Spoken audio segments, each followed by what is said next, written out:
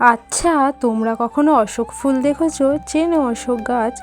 আমি জানো তো জানতাম না। আর আজ ছিল অশোকাষ্টমী পূজা। এই প্রথমবার আমার খুব ইচ্ছা করেছিল যে আমি অশোকাষ্টমী পূজা করব। আর আমাদের এখানে জানো তো অশোক ফুল একদমই পাওয়া যায় না, সেই বাউনদের ওখানে আছে। মানে আমাদের এখানে যে শীতলা মা আছে, গ্রামের মা, তো সেখানে পাশেই যে ব্রাহ্মণ পরিবার আছে তাদের বাড়ির ওখানেই পাওয়া যায়, তো এখানেই একমাত্র পাওয়া যায়। আমাদের আশপাশের গ্রামের সব লোকজনও এখানেই এই অশোক ফুল আনতে আসে। আর আমি তো একা পারবো না, অনেক বড় গাছ, তোমরা দেখলে ফুলও প্রায় দেখাই যাচ্ছে না। আমি নিয়ে গিয়েছিলাম আমার সেজমাকে, তো আমার সেজমা তো আঁকশি করে ফুল পেড়ে দিল।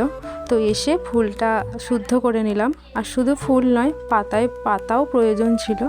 আর এই যে দেখো, এই যে দুধটা না, এই দুধটা পঞ্চামৃত, মানে হচ্ছে দুধ, ঘি, তারপর গঙ্গা জল, এইসব দিয়ে মানে হয়েছে। তো এগুলো আমি অভিষেক করলাম শিবলিঙ্গ।